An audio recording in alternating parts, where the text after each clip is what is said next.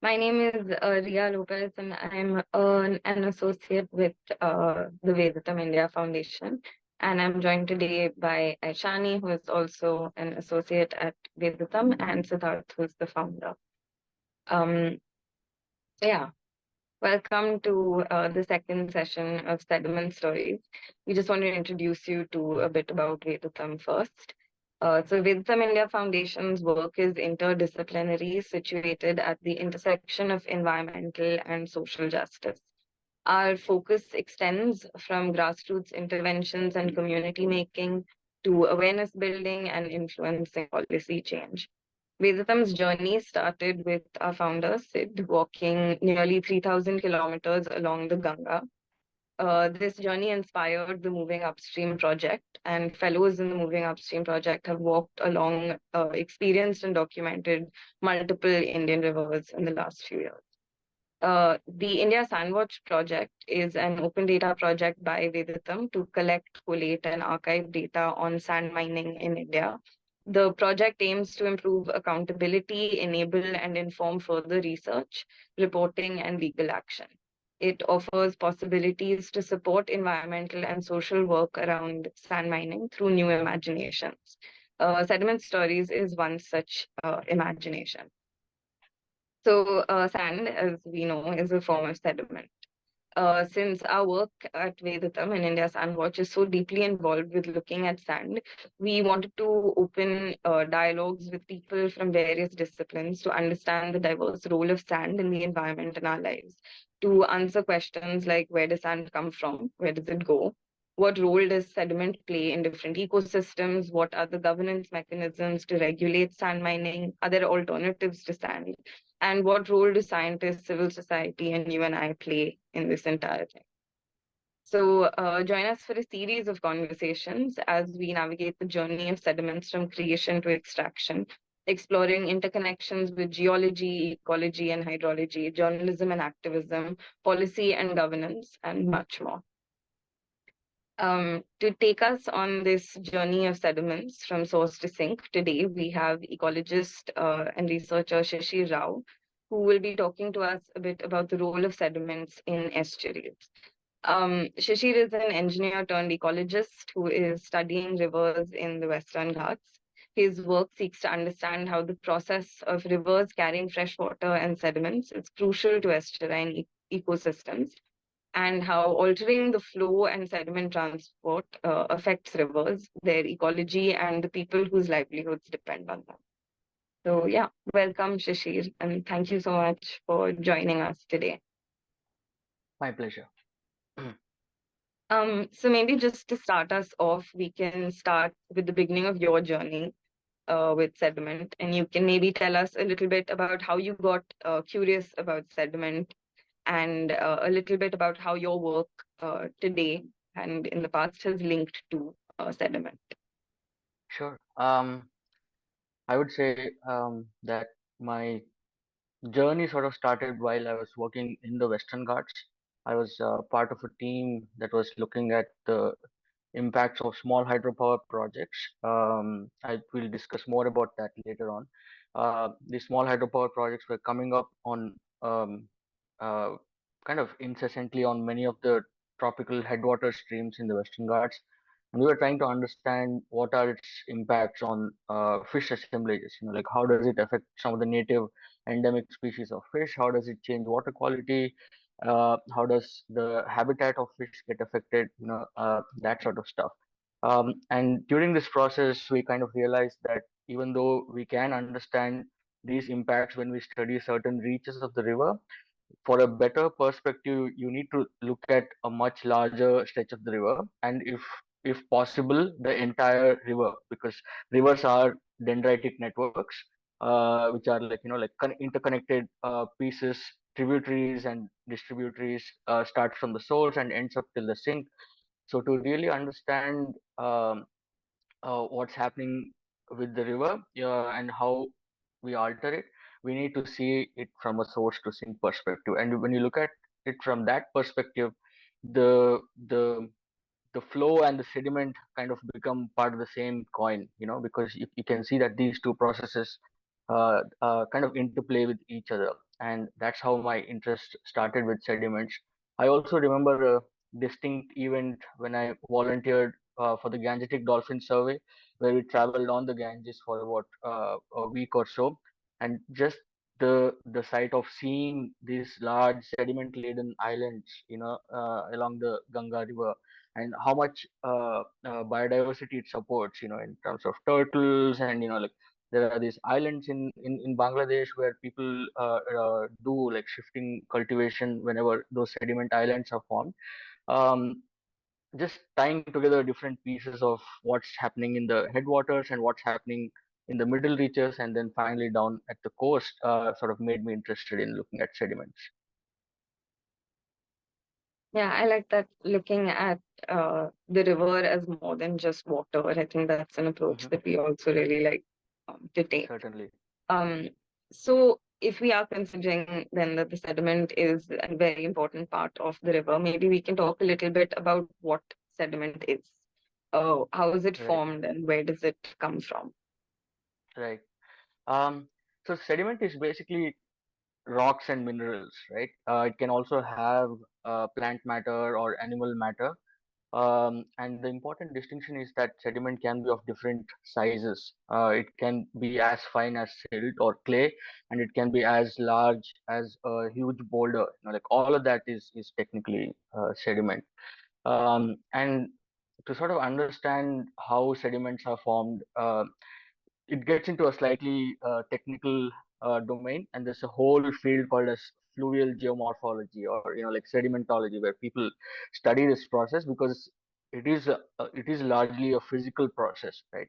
But to kind of summarize it, and to make it easy to understand, we can look at sediments uh, through three main processes. The first is, like how are they formed, which is erosion, right?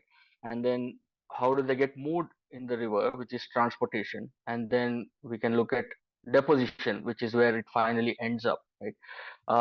And erosion can be understood through our experiences of seeing the river.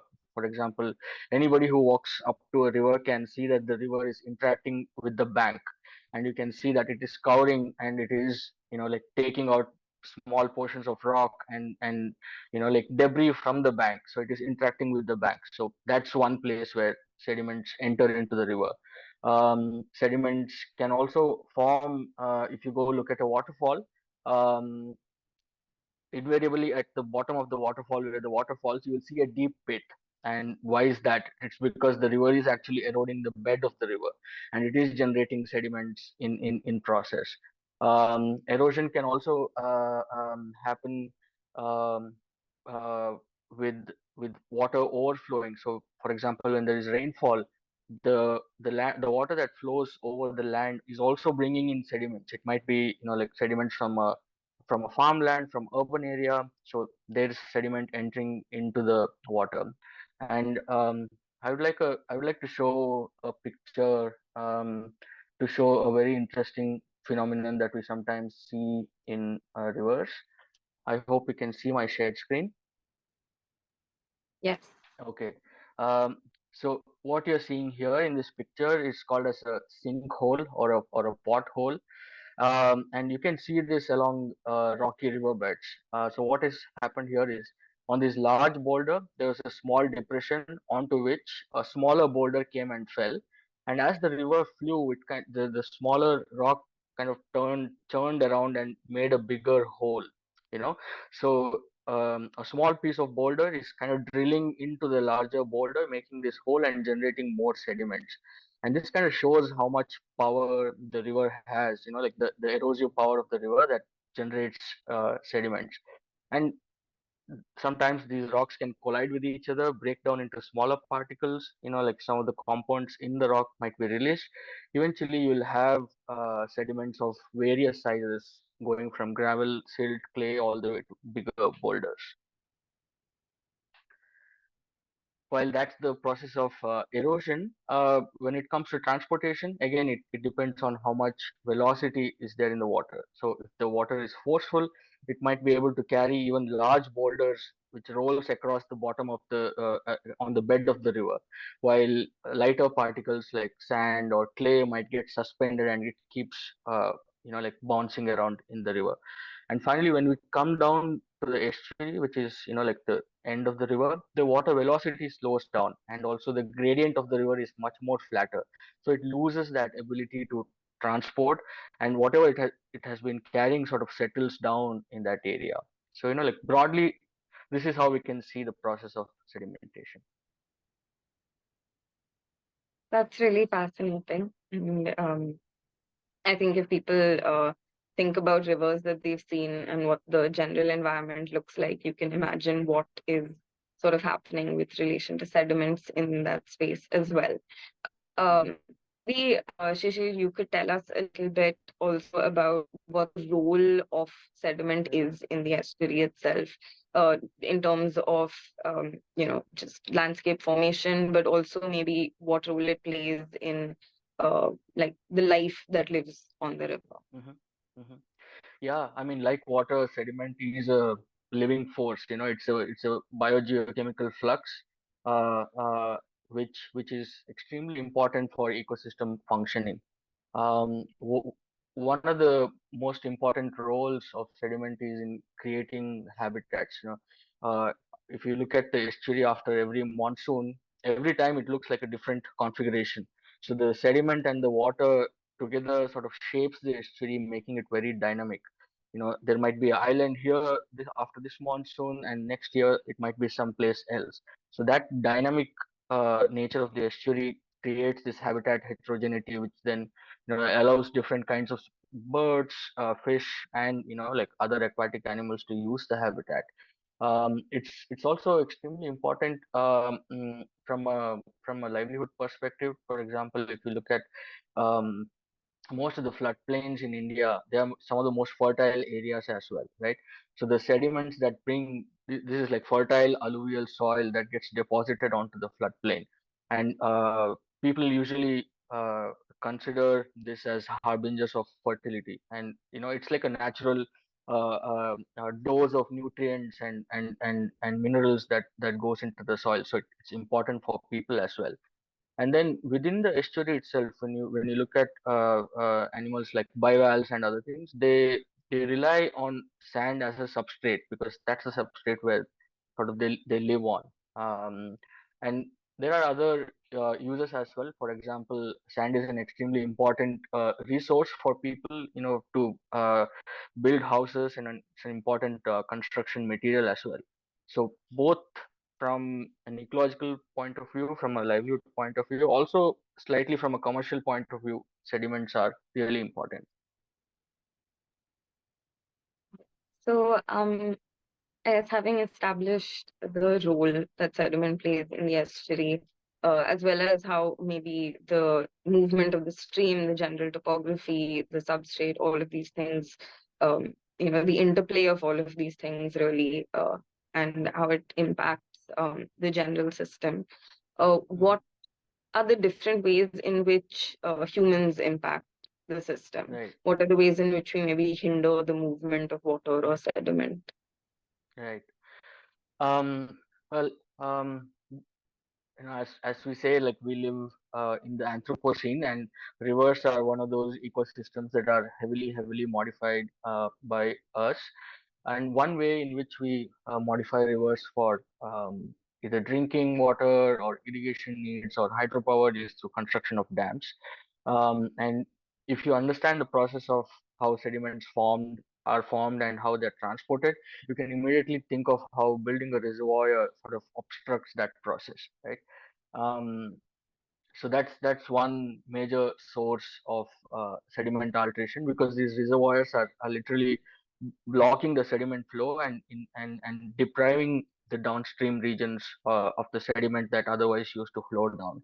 Um, the the the other part of the other side of this is, even when you don't have dams, because we have fast urbanizing watersheds, the more we cut down vegetation, the we also have the problem of excessive siltation. Like most urban rivers, for example, since it's there is a lot of built up areas. The water mostly flows on the surface of the land, allowing it to carry more sediments, erode more, and reach the river.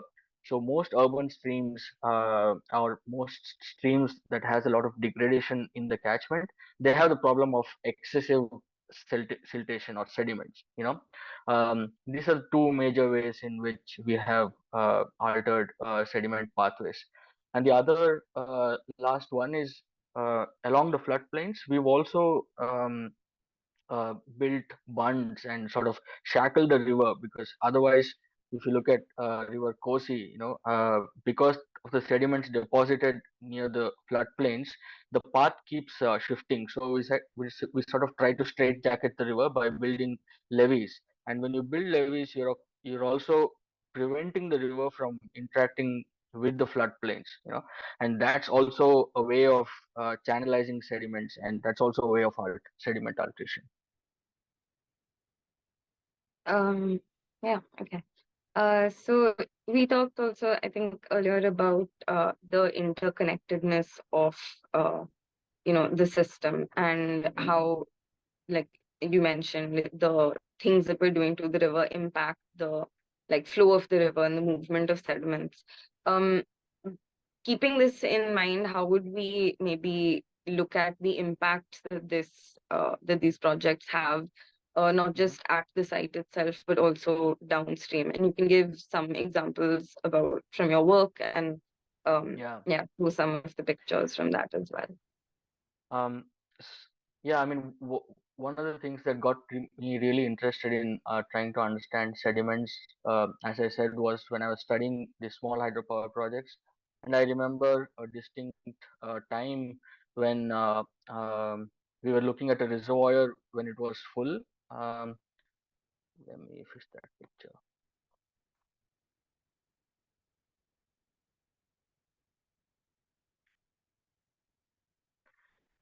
So what you're looking at is a reservoir when it is full. This is somewhere in the Western Ghats in Karnataka.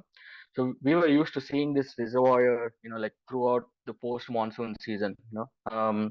And at some point during summer, during March or April, when we came to see the reservoir, um, it looked like this. Okay. So what you're seeing is the same reservoir uh, dried up, but what is held back is all the sediments. So this kind of really this striking image of before and after um, uh, the reservoir was emptied made me think of what is happening to all these sediments. If the sediments were not held back in this reservoir, where would they have gone?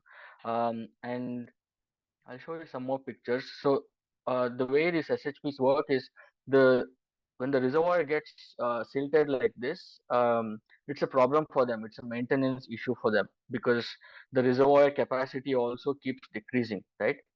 Because of siltation. So they need to get rid of this somehow. So what they do is when during summer when the flow naturally reduces, they kind of open the gates of the reservoir and let all the sediments kind of flush downstream. Um, and that is how it looks like. So that's the dam of the SHP. We are downstream of SHP. We are looking at the SHP from below, and you can see all the debris that was in the reservoir that has been let out, right? And the idea here is to um wait until the monsoon comes, and when the monsoon comes, it is going to take out all the uh, uh, silt and the sediments from the reservoir and clean the reservoir for them. But in the process, what might happen is during summer when all this silt and sediment comes down, it's going to flush out all the creatures that live in the riverbed. This is an anguilla eel, which is it prefers to live in like burrows in the river. Uh, when sand, silt, and sediment is flushed down like this unnaturally, it will go and clog up the burrows and like bring the fish out. So it is an extreme case of loss of natural habitat. And this is another example where the channel that was really wide has been narrowed down because there is so much silt that has been deposited on the banks. um, And this is sort of an extreme example of how the like the reservoir operation, what's happens upstream and downstream, kind of affects the sediments. And even though this is at the scale of a reach of a river, you can imagine this at a much larger scale. um, Coming down to the estuary, one of the things that happens during monsoon, um, in most rivers, is that we see all that sediment come down and join the sea. This is from Louisiana, where we can see a sediment plume coming out of the river, and when it joins the sea, you can see uh, the amount of sediment that is coming out. Now imagine like multiple dams sort of built upstream. This sediment plume that is coming into the estuary is slowly going to decline. So you can sort of scale up from that small process at the SHP level to the source sink level.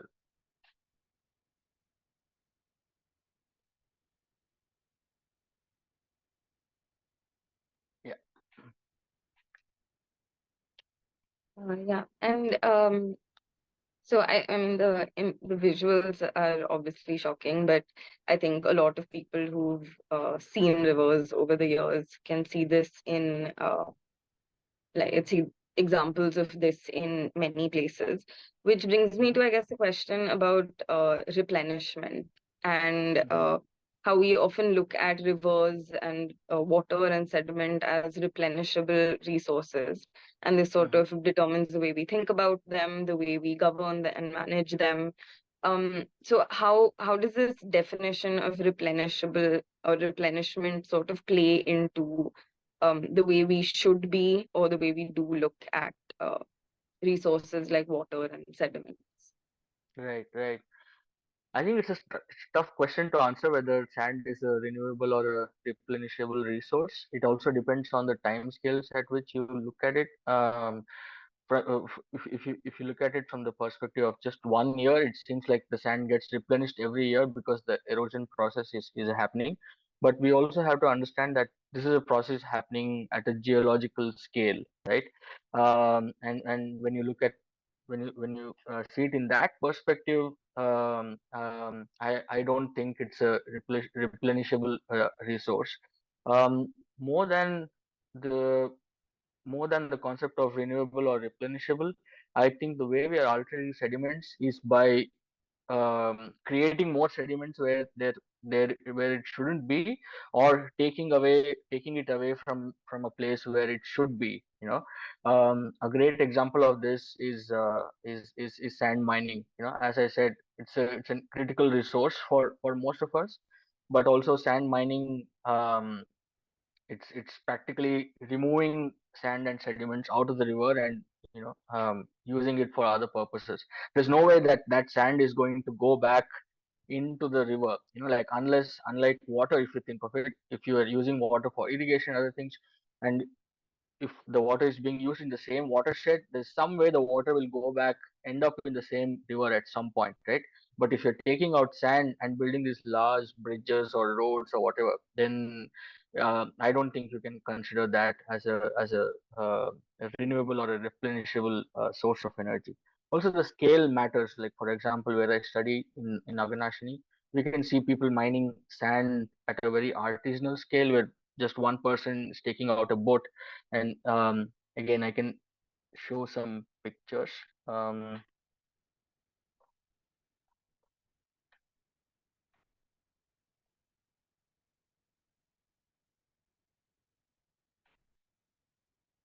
I hope you can see it. Yeah, this is very small scale sand mining that happens along the banks. You can see a couple mining sand using their boat.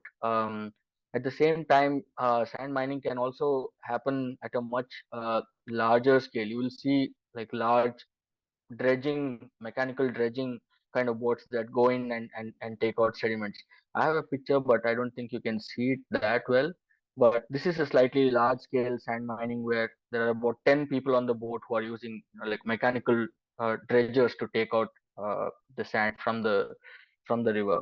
Um, so yeah, I mean, the obviously, from once it's mined, the sand is going to, like, go away from the river. So this is like a large sand deposit on the bank, which is then shifted to other places where it is required.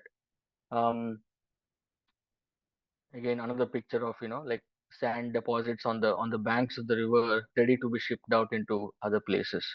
um, and sometimes dredging can also happen in estuaries and other places, because you need a certain depth of water for the boats and other things to ply. So in those cases also, dredging happens at a uh, slightly large mechanical scale. Yeah.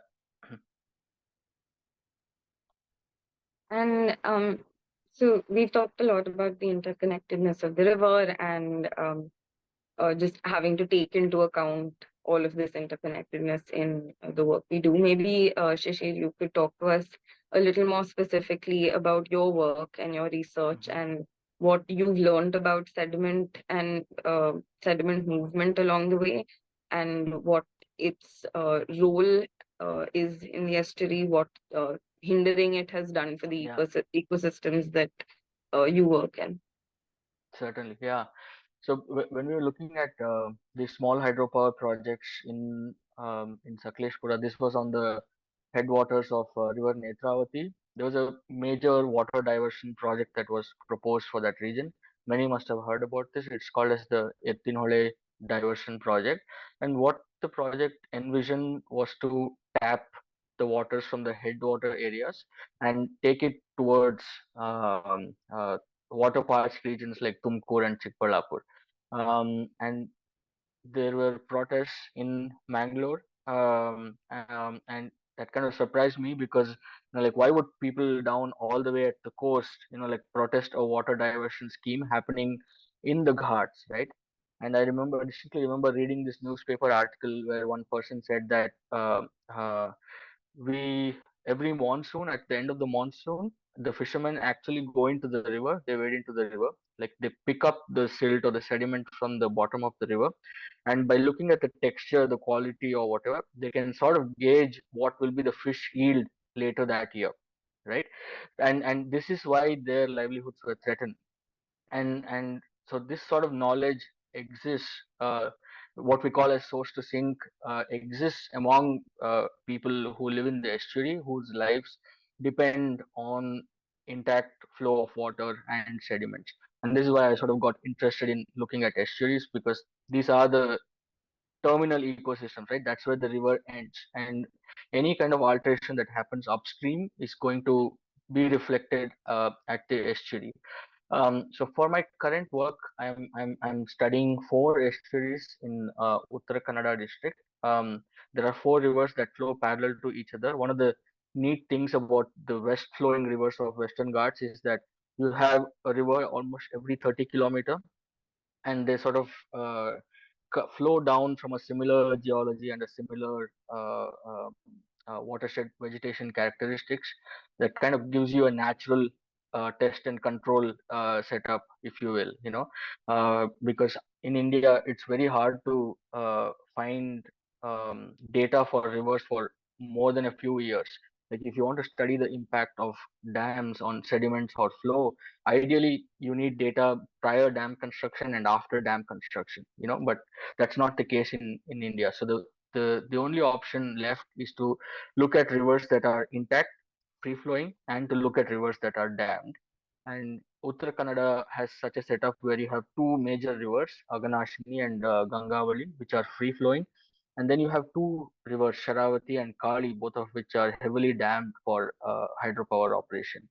um, so my PhD work looks at both flow and sediment. To look at flow, I'm trying to understand how the estuarine salinity is affected by upstream dams, and salinity is largely controlled by the amount of fresh water that comes from upstream. So if you have dams that generate hydropower, they will vary the amount of water that flows. It will change the seasonality of water. For example, in summer, the dams are going to hold back water and release and sort of create these artificial fluctuating pulses. And I'm trying to understand how does the estuarine salinity, which is another very key parameter that controls estuarine ecosystem functioning and estuarine ecology as well. and I'm also looking at how the regions that are below the dam are sort of starved of sediments. And remember, I showed a picture of that plume. And one neat thing about sediments is that when you look at it at a larger scale, you can also use remote sensing to study it. So I'm trying to sample the water and like process it in the lab to see how much sediment is in the water, and at the same time trying to link it up with some of the imageries, because although we don't have water data,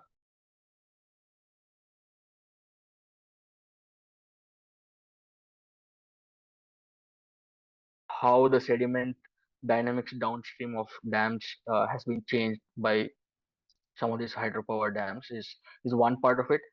The other part of it is also the livelihood aspect, right? We can of course use science, but as I said, there are people here living for much longer than we know, and there's a huge amount of ecological knowledge built into the way these people live and depend on the river.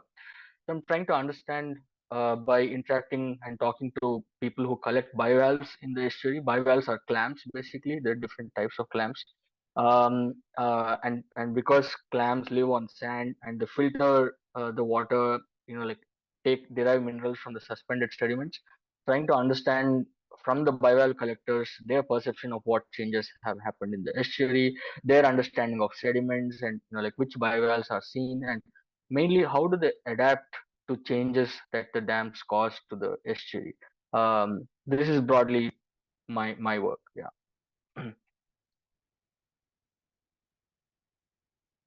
Thank you so much, Shishir.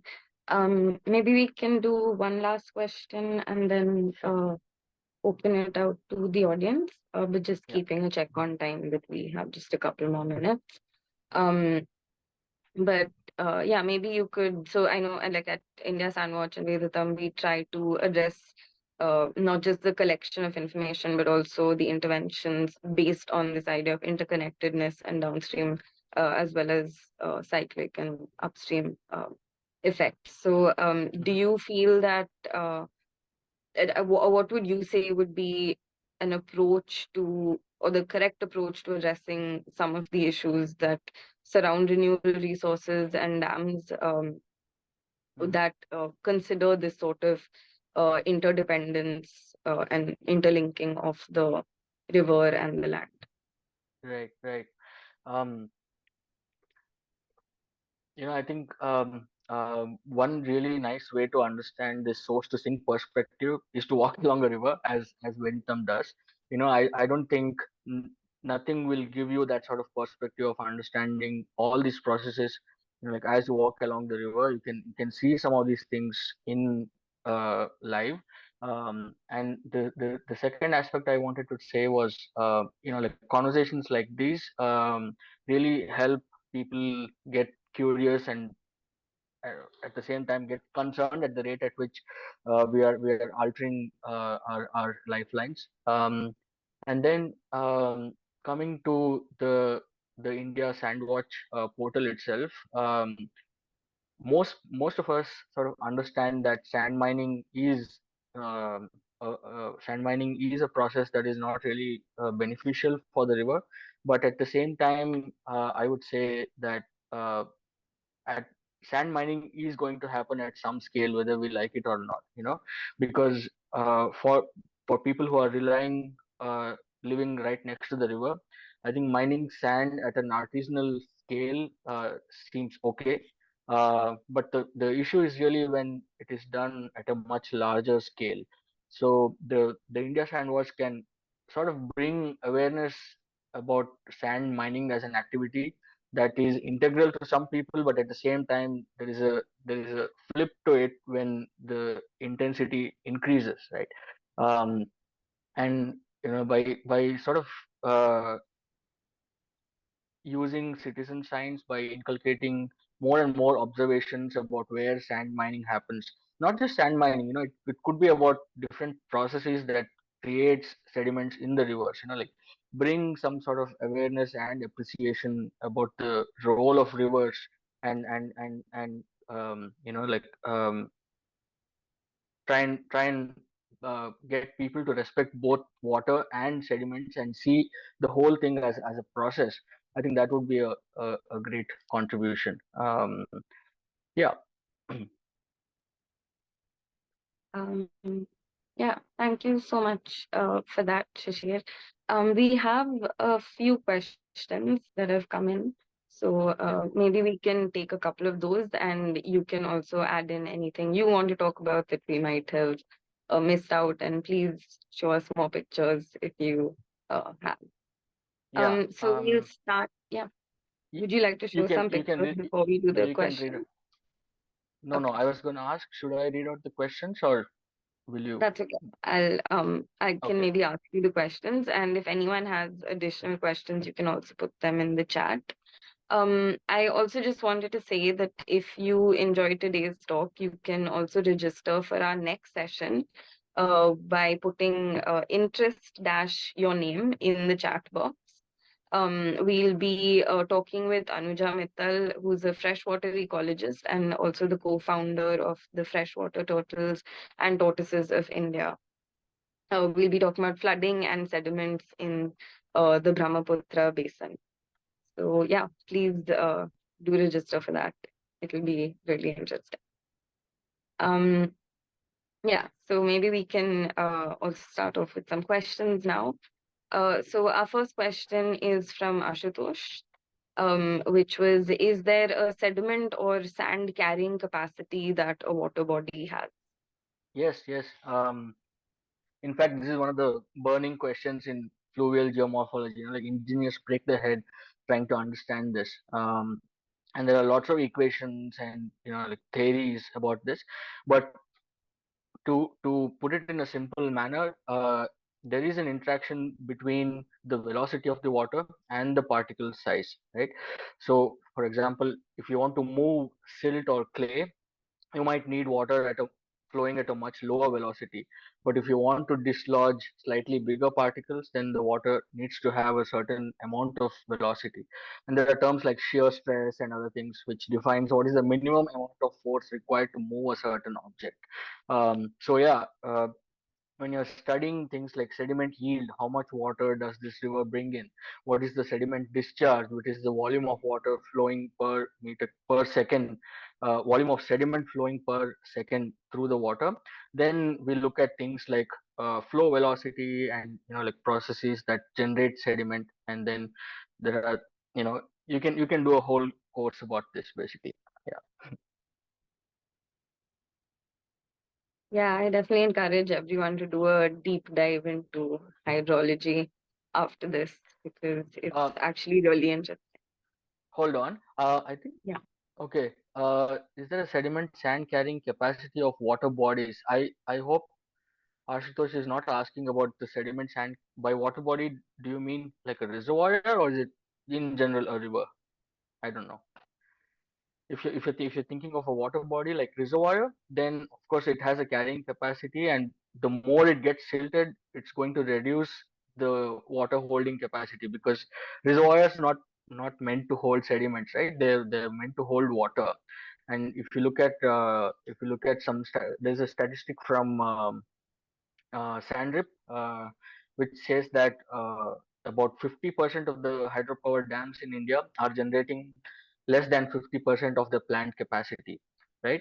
So most of these hydropower reservoirs, as they get silted, and because removing these silts from the reservoirs is such a costly and time-consuming process, the reservoir capacity is going to reduce, and as it reduces, you will have effect on the irrigation capabilities or hydropower generation capabilities. Our next question is from Siddharth, which was, is the occurrence of the sediment flume of any importance? Right, right.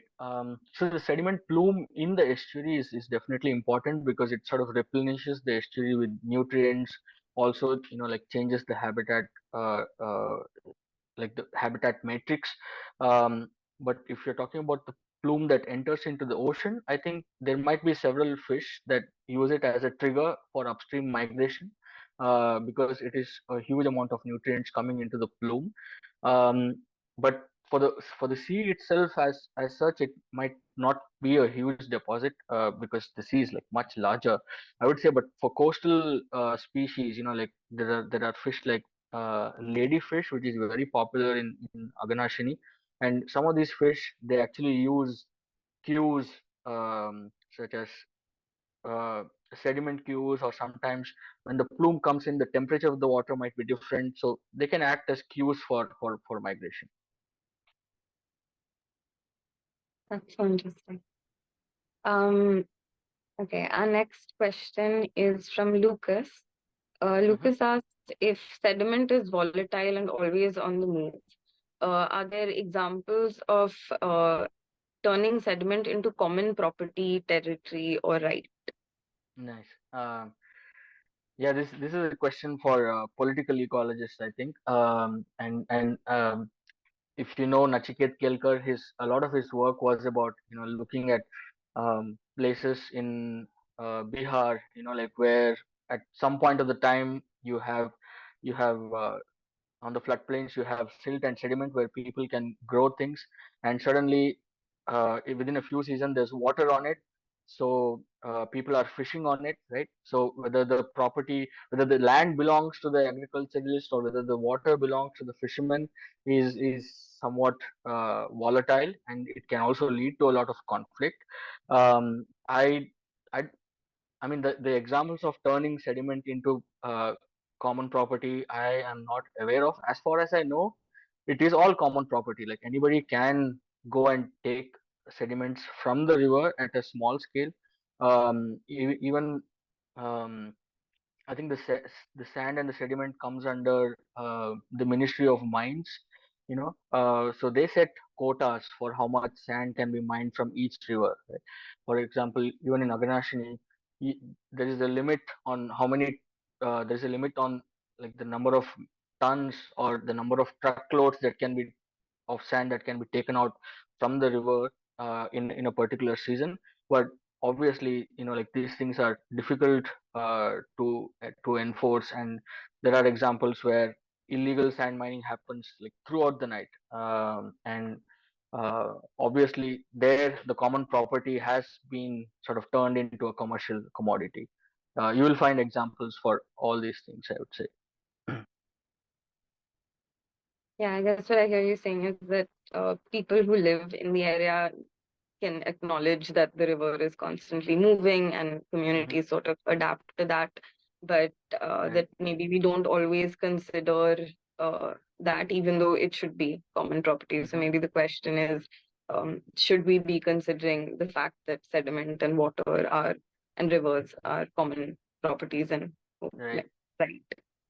Hmm. Yeah, our next question is from Aishani. Aishani asks, do habitat conditions around sediment change in freshwater upstream versus at the estuaries with respect to the flow of water and salinity? Right. Um, so in upstream areas, you generally the force of the water is so much that the sediment is mostly moving out. So a lot of fish, sometimes you will see them flowing swimming against the flow of the water, and whatever particles are being sort of dislodged, and those fish actually feed on it. So you don't see sediments being so integral for the habitat like you would see in the estuary, where when the sediments are brought down, where it creates like large deltas or large sand islands, where you see water birds or other nesting species that use those sand deposits, or bivalves or clams that for which the sand is a substrate. Um, yeah, I hope that answers the question. It's a little difficult to answer that, to be honest. Okay. Um, so our next question is from Dipani. Hmm. Does sediment flow influence the formation of dunes, shores, and beaches north and south of the wetlands or the delta? And do we have some studies that talk about this? Yes, certainly. I think a lot of people, there is a lot of research showing how coastal areas, the shorelines uh, grow or recede depending on how much sediment is carried by the river. And one there are studies from there is a study from Gulf of Mexico that shows how free flowing rivers kind of help the beaches exceed, which means those beaches are either intact or those beaches are slightly growing, expanding, because the river is bringing in sand and sediment, and the waves then again distribute those sediments along the beaches. And there are also examples where when you have dams upstream, the the beaches downstream where the estuary joins the river are deprived of sediments, and there are examples which have shown beaches shrinking when you build dams upstream. Um, and within within there are different kinds of estuaries depending on this action of the sediments coming in and the tides coming out. Um, Let me quickly show a picture.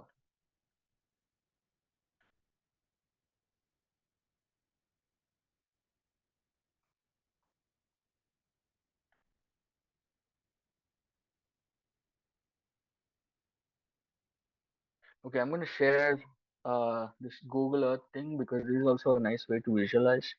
Um, so this is river Sharavati, right? And if you come down and if you look at, this is where it joins the sea. That's the mouth of the estuary.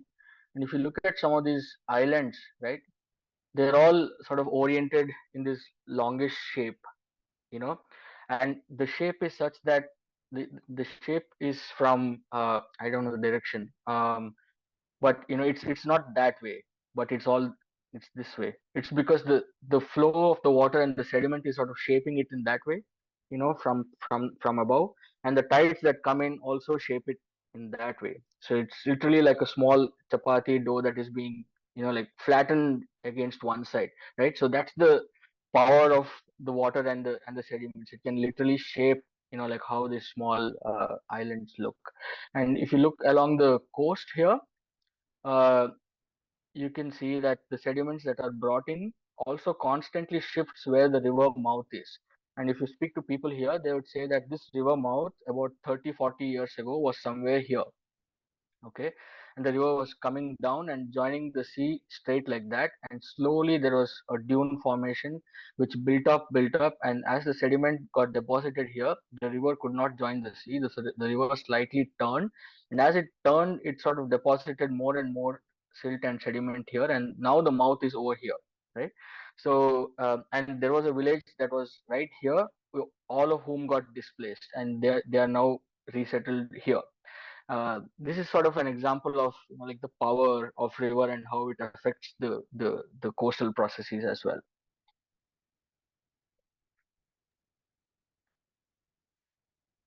Yeah, I think Shishir, you'd also given us a really nice example when we'd spoken earlier about this sort of interplay between hydel projects, sand mining, and the lives of people on uh, rivers. And Yeah, you'd given the example of the Sharavati and the correct. Agnashni. Maybe you can tell us a little bit about that as well.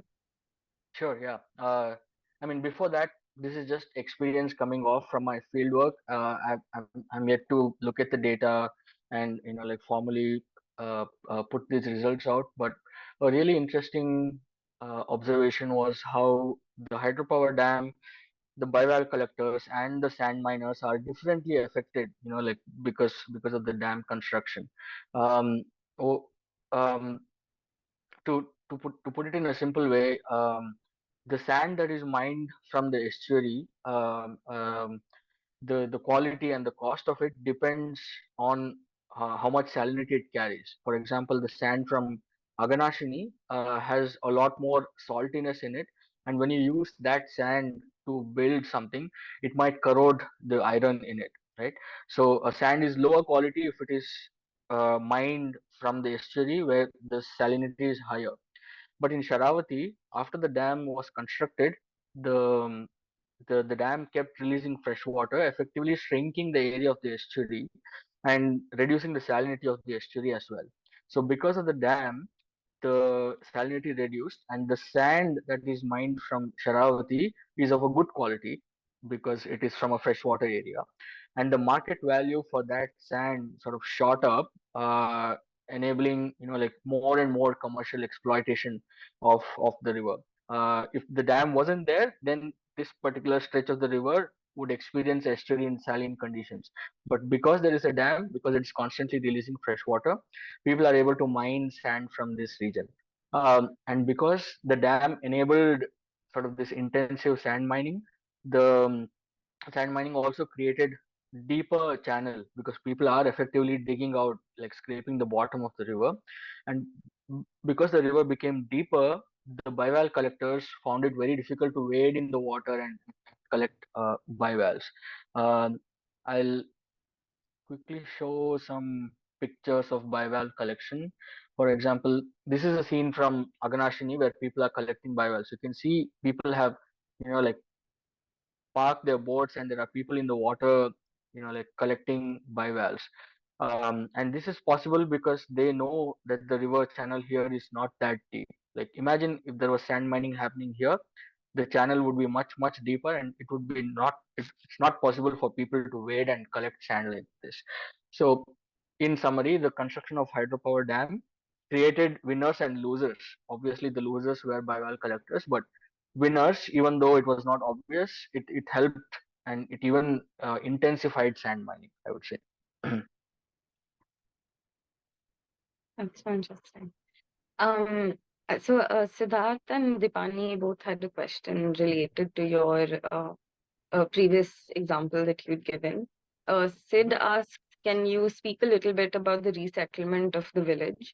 Was it managed by the community itself? And Dipani is asking, do local villages have a traditional know-how and preparedness for this sort of moving of their settlements? um, so from my interaction with the people, this wasn't a very sudden process because they kind of saw it coming over the years, like where the bank the land is slowly being eaten away, and they kind of saw this coming, and they realized that they would have to move. Although they found a place close by, I don't think it was that difficult to find a place close by because as one part of the land was taken away by the river and the sea, it was also creating parallelly another chunk of land in a different place, and which is where they moved to. But I think there were a lot of complications in terms of the revenue land and the paperwork. Like so, people had this titled land somewhere. Now they're in a different place where they probably didn't get the same land. And I remember some of them saying that that their land deed says that there's this place registered, but that place is actually like submerged. It's beneath. It's in the sea now. Those deeds have not been changed to their new place, and that has actually led to a lot of conflict between them and amongst other people. So it has created these kind of complications. Yeah. And I I am not sure if the resettlement was managed by the government or if they did it voluntarily. No idea actually. Um, okay, so we have one last question from Ashutosh, which is how is the relationship of urban streams different with sediments and sand compared to streams flowing through natural landscapes? Right, So right. maybe you can talk a bit about urbanization and the impact that has on streams and sediments. Sure. Yeah, this is a great question, and like there's a whole stream of freshwater ecology that looks at urban streams because the urban streams, like fundamentally, not fundamentally, I would say, like they work drastically different from how a natural stream would work with a forested watershed. And one concept that is important to understand here is the idea of flashiness. And by flashiness, what we mean is how quickly does the river respond to a rainfall event. You know, so imagine a heavily forested river coming out of a heavily forested area like in Agumbe. What happens is that when the rain falls, the the speed with which the rainfall is dropping is sort of broken up by the vegetation. It kind of slowly falls down to the earth, and because there is grass and all that, the flow of the water on the surface is also kind of hindered by all this vegetation, and that allows the rainfall to infiltrate into the soil and get into the groundwater aquifers, and then slowly that water joins the river. Like sometimes you might see a large delay between when the rainfall occurs and when the river swells, right? And you can think of the watershed as as a sponge, right? The water falls into the sponge soaks it up. Only when the sponge is saturated will it let the excess water out, and the that is then reflected as a rise in the water level in the river. But now look at an urban river, like look at some river in Bangalore, whose watershed is all built up, right? So what happens then is that the water falling is not broken up by vegetation, and most of the water that falls will flow on the surface, and whatever it has no time to infiltrate into the soil. So as a result, most of the sediment that it carries is going to directly join the river, as well as the river is going to swell up much faster. Like sometimes you will see a huge rainfall in urban areas, and within half an hour you will see the river swell. And when that happens, we call that river as a flashy river, because it's flashy in the sense it responds very soon to the rainfall. And yeah, this is one way urban streams are very different compared to streams flowing through natural landscapes. There are several others, but one of the major ones is this. Thank you. Um, so that was our last question, I think. But it's been a really enlightening session, and I think we've already learned a lot.